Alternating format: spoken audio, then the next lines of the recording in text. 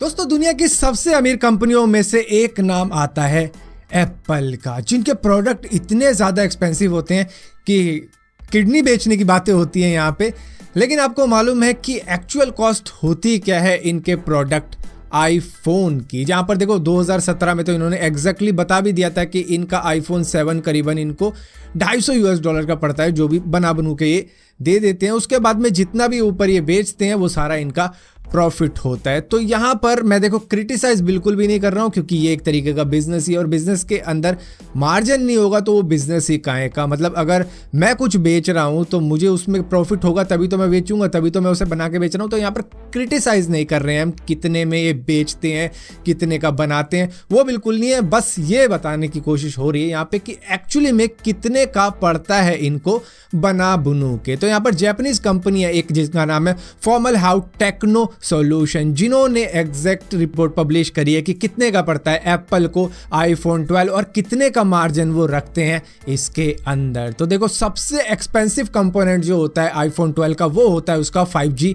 Modem. Qualcomm X50 5G modem ये use करते हैं इसके अंदर, जो इनको पड़ता है करीबन $90 का, यानी कि 6,600 रुपये का ये पड़ता है इंडियन करेंसी के अंदर। ये काम में आता है 5G की कनेक्टिविटी के लिए। इसके बाद में ये यूज़ करते हैं सैमसंग का OLED डिस्प्ले, जो कि इनको करीबन $70 का पड़ता है, जो होता है करीबन 5100 रुपये इंडियन करेंसी में। और ये दो जो कंपोनेंट है ये इनको सबसे ज़्यादा एक्सपेंसिव पड़ते हैं। इसके बाद में इन्हीं का खुद का A14 बायोनिक चिपसेट होता है, जो कि यही खुद मैन्युफैक्चर करते हैं, जो पड़ता है इनको $40 का, और ये होते हैं करीबन 3000 रुपये के आसपास में। इसके बाद में यूज़ करते हैं रैम मॉड्यूल, जो कि $13 की होती है, जो करीबन 950 रुपये की होती है। इसके बाद में आ जाती है फ्लैश मेमोरी, जो करीबन $20 की होती है, जिसको इंडियन करेंसी में कन्वर्ट करें तो 1400 रुपये हो जाते हैं। और सोनी के कैमरा ये यूज़ करते हैं अपने मोबाइल के अंदर, जो करीबन $8 का इनको पड़ता है, जो होता है करीबन 580 रुपये। आपको लगेगा इतना सस्ता? जी हाँ, सस्ता तो सस्ता ही है। और यहाँ पर इनके पार्ट जो आते हैं ये ज़्यादातर साउथ कोरिया से आते हैं, करीबन 27% के आसपास में। 22% ये यूएस में ही मैन्युफैक्चर कर लेते हैं, 13% ये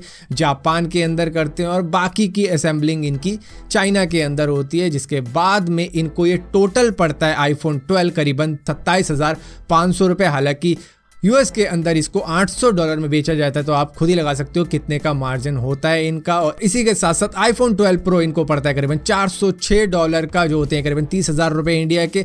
और यूएस के अंदर ये बिकता है करीबन $1,000 में। हालांकि इंडिया के अंदर देखा जाए तो ये 1,30,000 के आसपास में बिकता है। और एक जो बिकता है आईफोन 12 वो उसकी स्टार्टिंग ही मेरे हिसाब से यहाँ पे 70 से हो जाती है, 70 से 80 तक में जाता है। अब यहाँ पर ये सारे कंपोनेंट हमको बहुत सस्ते देखने को मिल रहे हैं कि कुछ ही डॉलर के होते हैं, उसके बाद में एप्पल इन्हें लगाकर बेचता है महंगे रेट पर। लेकिन ऐसा बिल्कुल भी नहीं है। दरअसल इसके ऊपर भी तो रिसर्च एंड डेवलपमेंट होती है, जो कि कई सालों से लगी रहती है इनकी, तब जाके इतना इंप्रूव कर देते हैं जो कि आज ये लगा रहे हैं। जहाँ पर देखो इंटेल के साथ में जब ये लगे हुए थे तब इनको 5G मॉडेम बन के ही नहीं दे रहा था, जिसके बाद में ये क्वालकॉम की तरफ चले गए और इंटेल वाले देखते रह गए कि ये हुआ क्या। इसके बाद में आईफोन की आफ्टर सेल अगर देखी जाए तो देखो वो भी बड़ी कमाल की होती है। मतलब कोई भी दिक्कत हो जाए 1 साल के अंदर तो उसको पूरा मॉडल ही रिप्लेस करके दे देते हैं। बहुत ही रेयर होता है कि किसी को रिपेयर करके देते हैं, पूरा नया मिल जाता है जब कोई मेजर प्रॉब्लम होती है। और इसी के साथ साथ इनके खुद का iOS है, जिनके ऊपर खुद रिसर्च एंड डेवलपमेंट चलती रहती है और उसको इंप्रूव करने में लगे रहते हैं।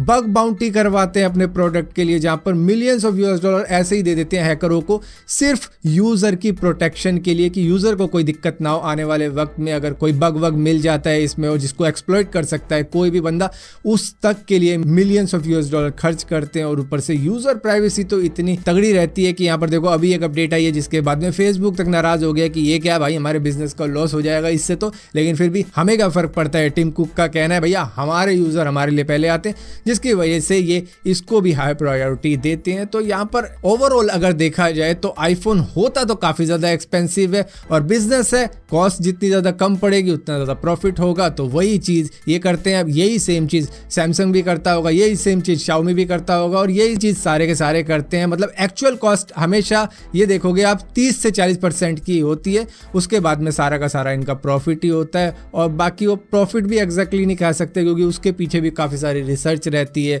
काफ़ी सारी सोच रहती है, काफ़ी सारे एम्प्लॉयज़ रहते हैं, काफ़ी सारे सर्विस सेंटर रहते हैं। तो इन सब को मिला के अगर इतनी कॉस्ट पड़ती है तो ये समझ लो कि सर्विस भी तो उसी हिसाब की दी जाती है। हालांकि कई आप देखते होंगे चाइनीज़ ब्रांड वाले फ़ोन जो कि सस्ते पड़ते हैं, तो उनकी फिर आप सर्विस भी देखो वैसी होती है फिर। और ऊपर से वो एंड्रॉयड ऑपरेटिंग सिस्टम को यूज़ करते हैं, उनका खुद का ऑपरेटिंग सिस्टम भी नहीं होता है, और एंड्रॉयड तो ओपन सोर्स होता है जिसको कोई भी यूज़ कर सकता है, और इसकी अपडेट गूगल ही देता है, जिसके बाद में वो रिलाय तो गूगल के ऊपर ही करते हैं। और यहाँ पर iOS से वो बिल्कुल अलग हो जाता है, वो उन्हीं का होता है, जो वो करना चाहें वो कर सकते हैं, यहाँ पर किसी और कंपनी का प्रेशर उन पर नहीं रहेगा। तो इसी वजह से ये एक्सपेंसिव रहता है और एंड्रॉयड वाले थोड़े से सस्ते रहते हैं, लेकिन फिर भी ठीक है, जिसके पास भी पैसा है वो दिखा सकता है अपना एप्पल।